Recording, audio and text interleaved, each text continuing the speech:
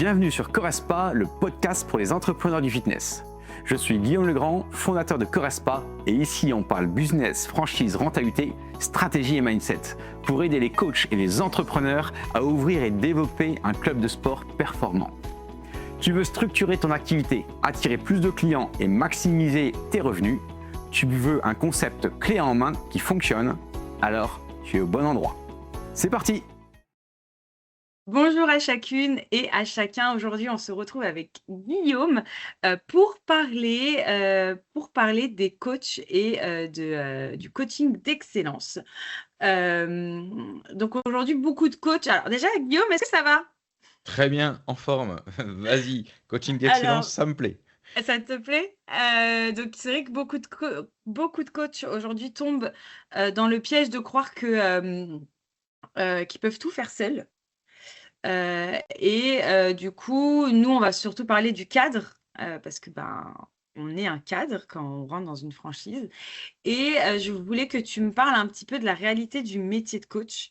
C'est-à-dire, bah, voilà, je sais que dans le secteur, il y a 70 des coachs indépendants qui quittent, la profession avant 5 ans.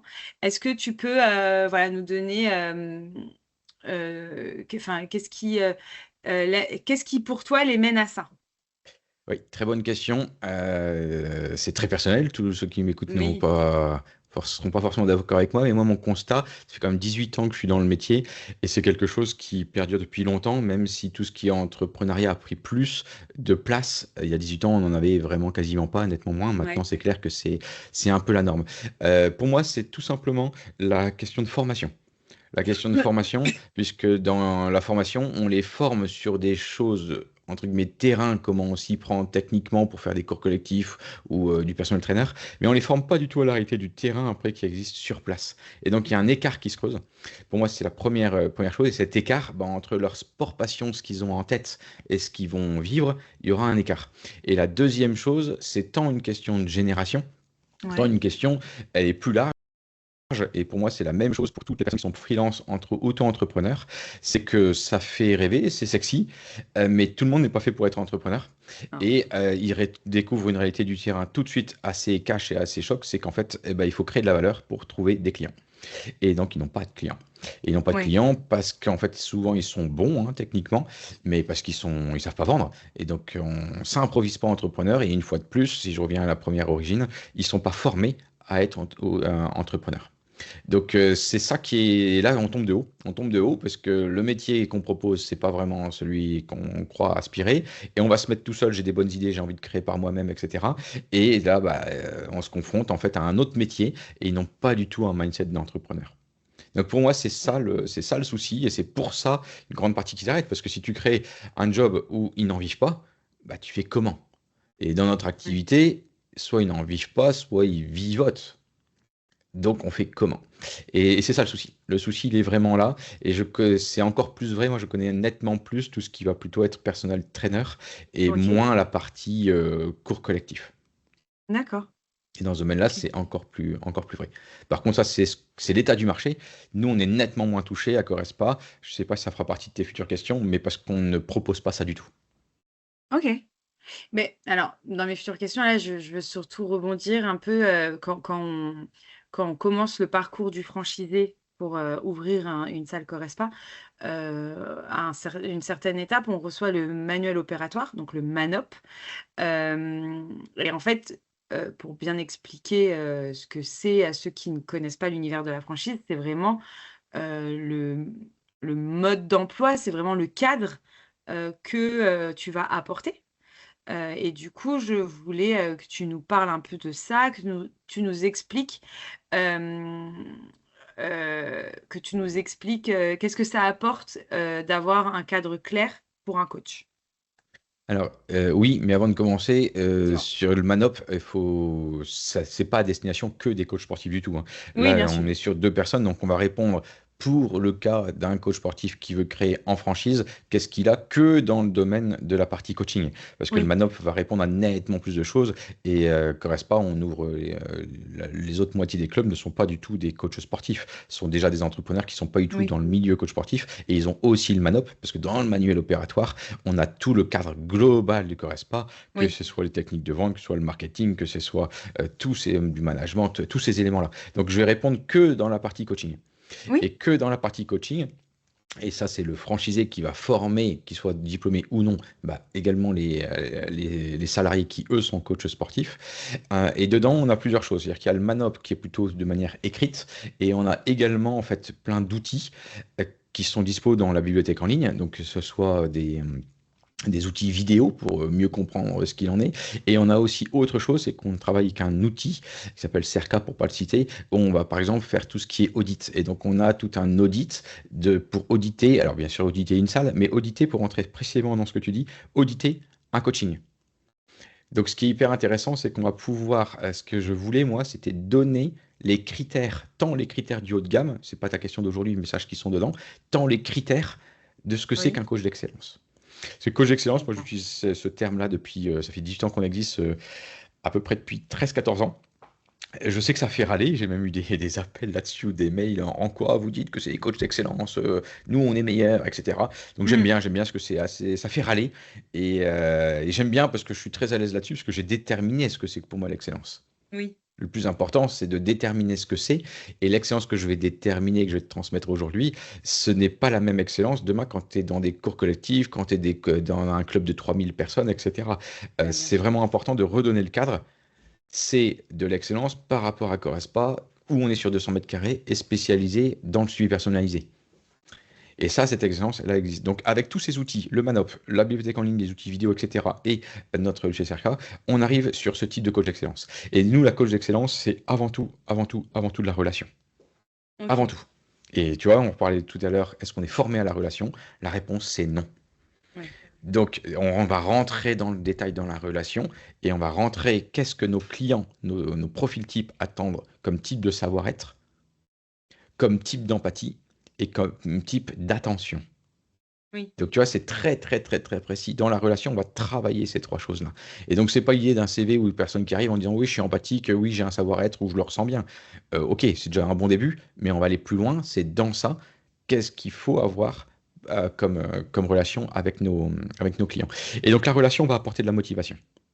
ok, Et c'est ça qui nous intéresse. C'est ça qui nous intéresse. On n'est pas des clubs de sport, on est des clubs de motivation. J'arrête pas de le ouais, dire, on n'a pas forcément des sportifs chez nous. C'est la relation qui apporte la motivation. Et cette motivation, comment on va faire pour l'entretenir? On va demander au coach d'être passionné. Alors la passionnée, on va lui demander, nous on recrute aussi sur la passion, sport passion, c'est plus facile pour nous, mais quelqu'un à qui on ne sent pas cette passion, moi je connais beaucoup de coachs qui ne pratiquent pas. Je donne des oui, cours à la fac des sports, je suis jury à la fac des sports ou je suis jury d'entrée, tu as des gens, la moitié ne pratiquent pas. Qu'est-ce que tu veux faire? Bah rien, au revoir. Donc ça c'est aussi intéressant de voir cette passion, et dans la passion, on veut montrer la réussite. Quand je dis réussite, c'est pas forcément la performance pour le coach sportif, oui, mais de savoir quels sont les critères de réussite, quels sont les ouais, critères de plaisir, comment on se fait plaisir à faire du sport dans notre activité, et les critères de partage, social club. Et ok, donc ça, c'est hyper important. Donc tu vois, on rentre vraiment, vraiment en détail là, comment on transmet la réussite, le plaisir et le partage. Et donc cette passion va apporter, après avoir apporté la motivation à nos clients, on va apporter des émotions. On en parle ok, énormément, mais tu vois, moi je te définis comment y arriver. Et ces émotions, comment on va faire pour les dupliquer? Ça va passer par des exercices. Et chez nous, c'est hyper facile parce qu'on a une activité physique. Et l'activité physique, c'est hyper facile à, entre guillemets, transpirer, à dégager des hormones, etc., pour vivre ces émotions. Donc, on a une activité qui est facile dans ce domaine-là. Et là, mhm, on va essayer de créer des habitudes pour que les personnes viennent régulièrement. On va créer des intensités différentes, faire vivre des intensités différentes aux personnes. ouais, Et toujours au niveau de exercice, on va leur apporter des éléments techniques. Eh ok, ben, tu vois, aujourd'hui, ce qui sont formés, nos coachs sportifs, quand ils sortent d'école, peut-être, et encore pas tous, peut-être qu'ils sont formés sur la partie intensité et technique. C'est tout. d'accord, Dans tout ce que je suis en train de te citer, et on est au milieu du parcours. Et eux, ils ok, sont pas formés que par ça. Et ces exercices vont apporter quoi? Vont apporter du résultat à nos clients. Donc, on va leur apporter de la motivation, on va apporter des émotions, on va apporter des résultats. Mais ça suffit pas. Ça suffit pas, il faut aller plus loin. Et pour ça, on va demander d'apporter que nos coachs soient formés sur comment satisfaire nos clients. Ils ont créé une relation, ils ont mis de la passion, on fait des exercices, on va apprendre à faire de la satisfaction. Et pour ça, la satisfaction, on n'a pas 36 solutions, il faut jouer sur les interactions. Mmh. Et donc, on va créer et on va expliquer comment on a des interactions avec nos clients et comment on s'y prend. Et derrière des interactions, on va créer des engagements du coach vis-à-vis des clients. Et on va demander aussi aux clients de s'engager, notamment à venir une fois, X fois, faire la programmation qu'on lui a demandé, de mettre des commentaires, etc. Donc, satisfaire des clients, ça s'apprend, hein. C'est pas en entretien d'embauche, chaque fois je lui dis, bah, ok, vous voulez satisfaire, comment vous y prenez? Bah là, néant, j'ai plus rien. Et donc ça, cette satisfaction va permettre d'apporter la fidélisation. Et donc là, c'est pas que être motivé, pas que vivre des émotions, pas que avoir du résultat. Ils vont être fidélisés. Et fidélisés, on s'arrête jamais là, parce que le but d'une boîte aussi, donc les clients vont être fidélisés, satisfaits, etc.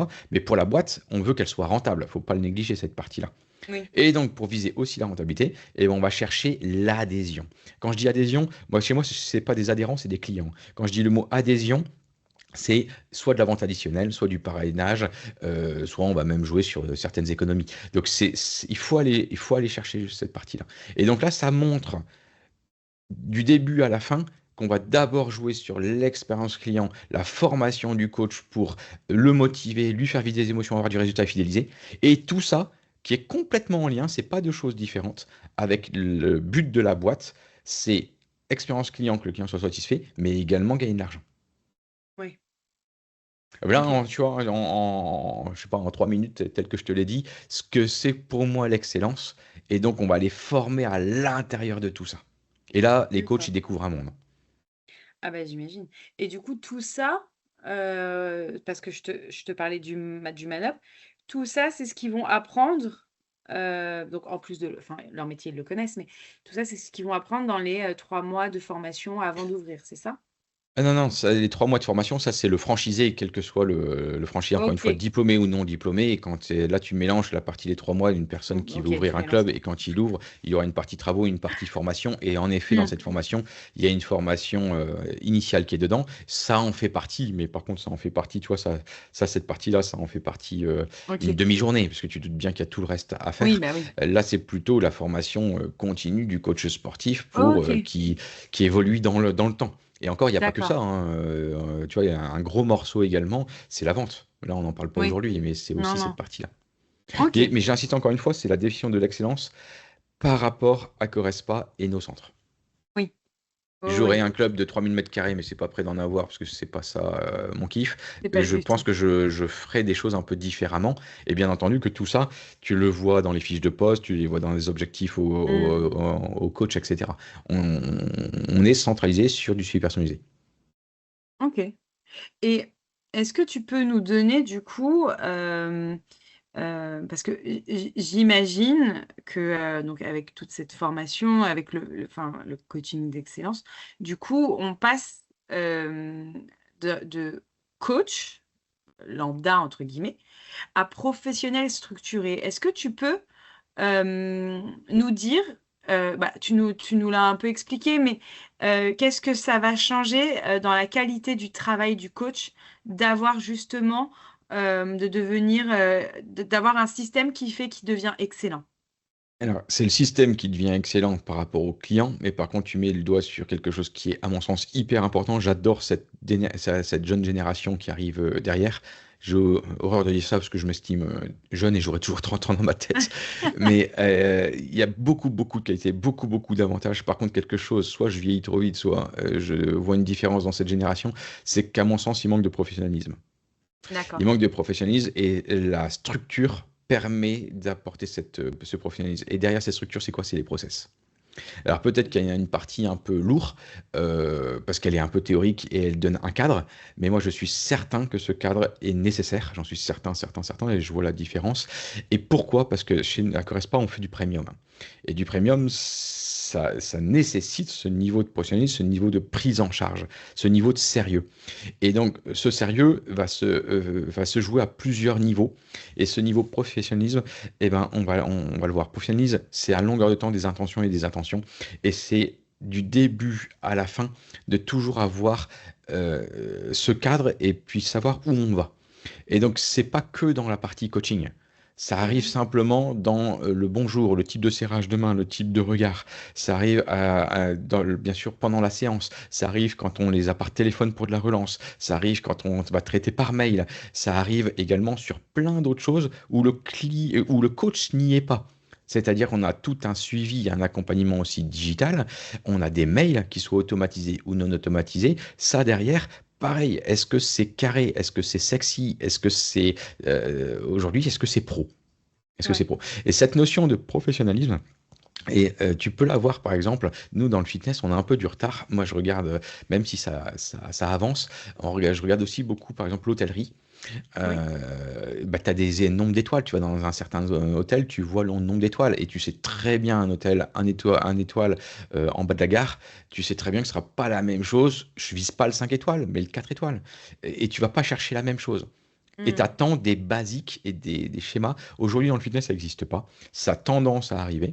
Mais par contre, ça n'existe pas concrètement, cette espèce de notification. Donc, Ouais. on l'a un peu grâce à Google avec des étoiles, mais qui est très, très, très limité. Et donc Oui. ça, c'est ça qui arrive petit à petit, et c'est ça que moi je mets en place concrètement pour définir déjà ce que c'est que le premium. Le premium n'est pas du haut de gamme, et le premium n'est pas du middle market. Donc ça, c'est hyper intéressant, il n'est pas du low price, et il n'est pas du low cost. Donc ça, c'est hyper intéressant de déjà savoir où on est, et Oui. quand on sait où on est, qui on représente, quels sont les critères que l'on représente, les critères du haut de gamme. Et donc ça, c'est important de le savoir pour la structure, c'est intéressant pour savoir pour le club, et c'est intéressant surtout, surtout, surtout, et ça j'insiste là-dessus, sur la culture d'entreprise. Parce que c'est bien cette culture d'entreprise qui va se dégager partout dans toutes les actions qu'on met en place. Oui, de toute façon, plus tu adhères à ton entreprise, plus tu es corporate et plus tu as envie de. Tu veux que que l'entreprise pour laquelle tu travailles se développe. D'ailleurs, ça me fait penser au podcast avec Alexandre. On en parlait justement du concept et de comment on adhère complètement à Corespa. Et je vous invite d'ailleurs à aller l'écouter si il est sorti courant décembre. Mais c'est vraiment ça, en fait. On adhère totalement à un concept qui va, pour le coup, revenir sur la structure et faire qu'on devient excellent, en fait.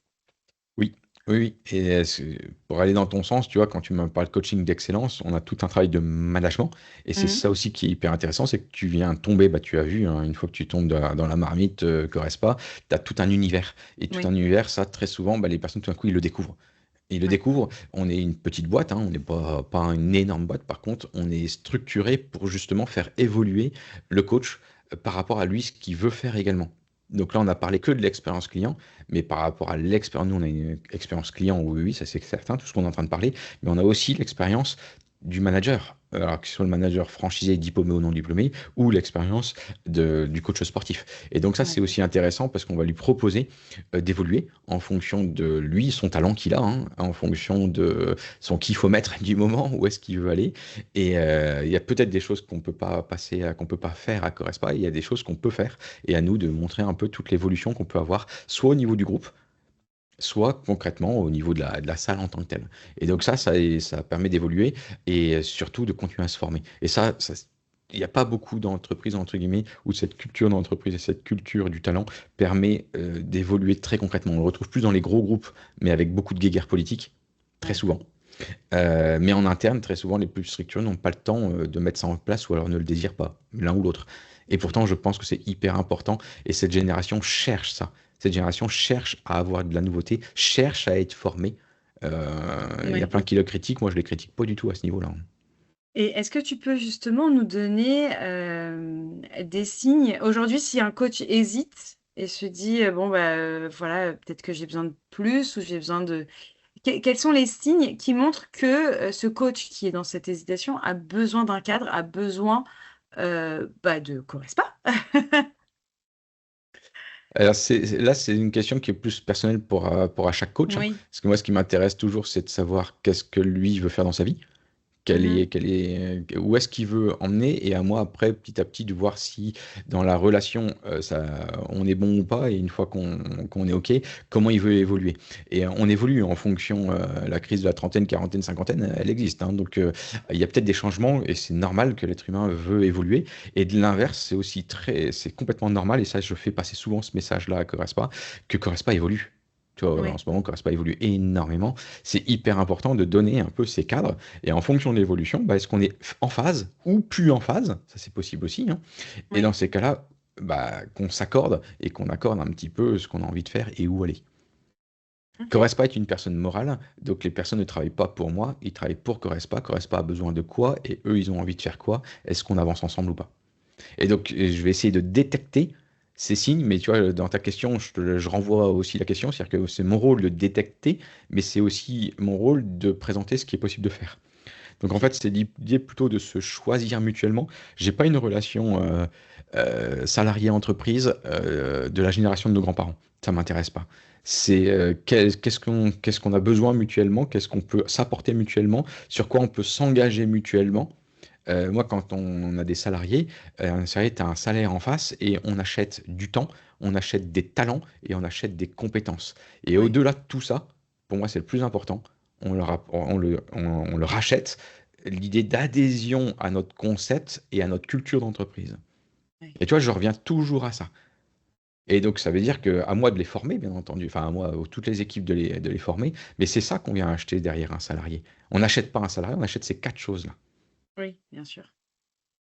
Donc voilà un Ok. petit peu, et après on évolue en fonction des postes, en fonction des besoins. Et c'est vrai qu'à Correspa, il y a quand même pas mal d'aventures.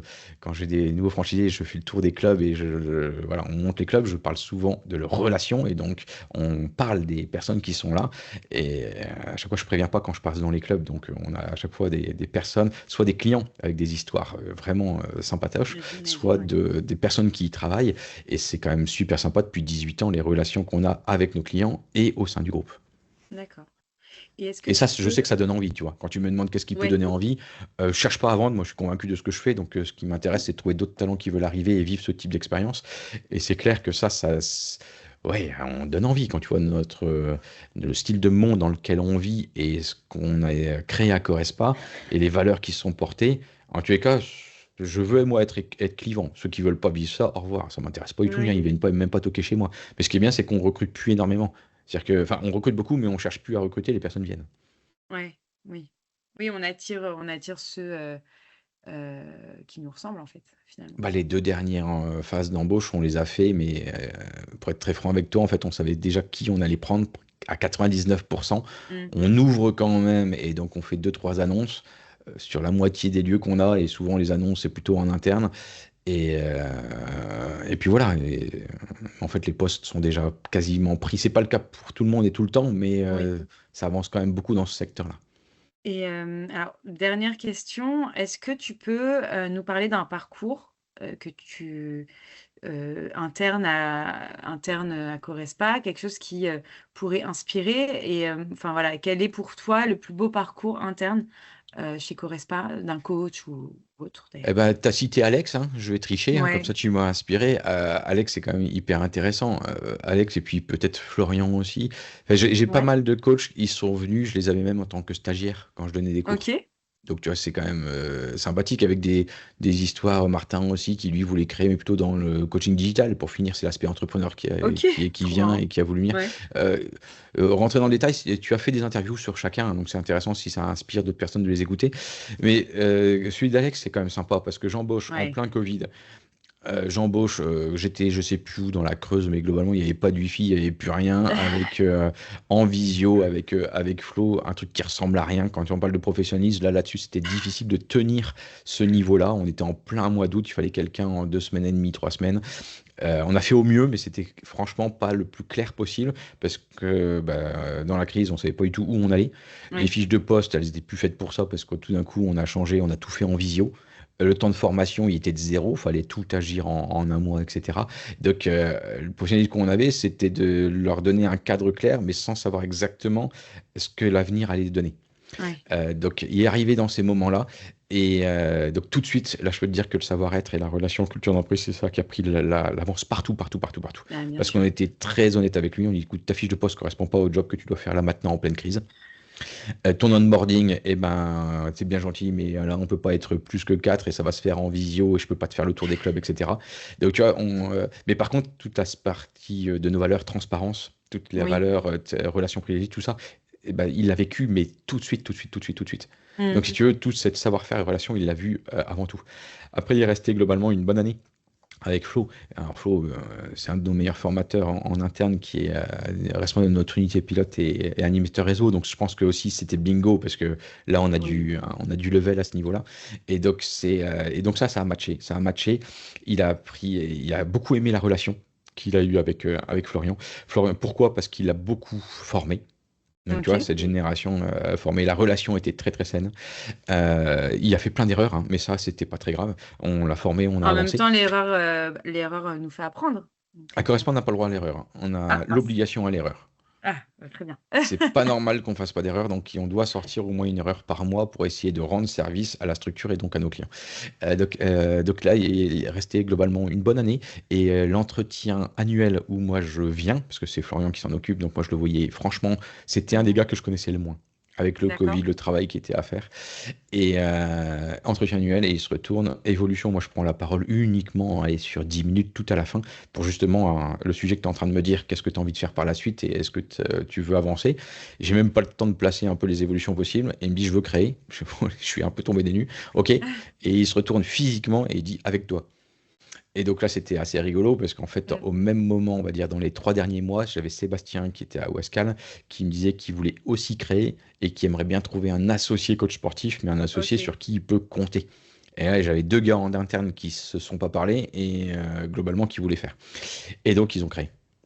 Ok, super. Donc, tu vois, à Ouais. travers Alex, je t'ai raconté 2, 3 histoires. Et Oui, donc oui, là, oui. et là, il ouvre. Et là, enfin, il a ouvert Il maintenant. a Ça ouvert fait, et il a ouvert et il et cartonne en plus. ça fait 6 mois. Il a les résultats qu'il faut avoir en un an.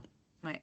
Oui, ben, Donc, d'ailleurs, comme je disais tout à l'heure, on en parle dans le podcast avec Alex. On fait vraiment, on a vraiment parlé de tout son parcours, de son déclic. Donc, vraiment, c'était hyper intéressant. C'est hyper intéressant si vous ne le connaissez pas, ce podcast, mais allez-y. Je trouve, en effet, le parcours. Alex, tu m'en avais parlé, ça a été un des premiers dont tu m'as parlé d'ailleurs, quand je suis arrivée chez Correspond. C'était bah, c'est arrivé à ce l'inspiration. moment-là. C'est arrivé globalement à Oui, ce c'est ça, je suis moment-là. arrivée Et au moment où on ouvrait Bouvines. Donc, voilà. Ouais. Donc voilà le meilleur eh élément ben si ça écoute, peut on t'aider s'arrête et sur Alex clôture. alors, parce qu'on passe le temps. Merci à tous, merci Guillaume, à tous, n'importe quoi.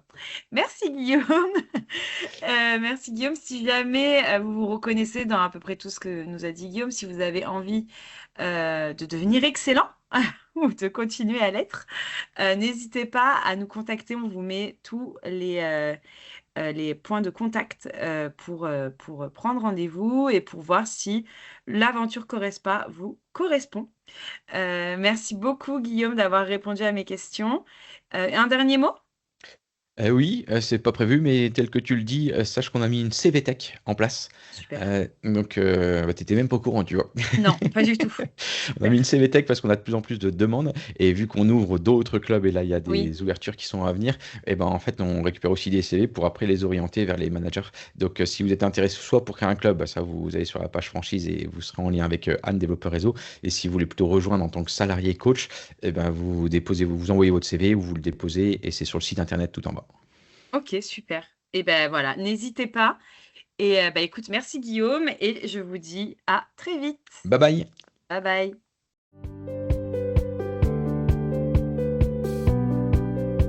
Correspa, c'est bien plus qu'un club de sport. C'est une opportunité pour réussir dans le secteur en tant qu'entrepreneur. Tu veux lancer ton propre club sans partir de zéro? Tu veux un modèle éprouvé et un accompagnement pour réussir? Alors réserve un rendez-vous en visio sur mon agenda en ligne et parlons de ton projet. À très vite pour un nouvel épisode et d'ici là, passe à l'action!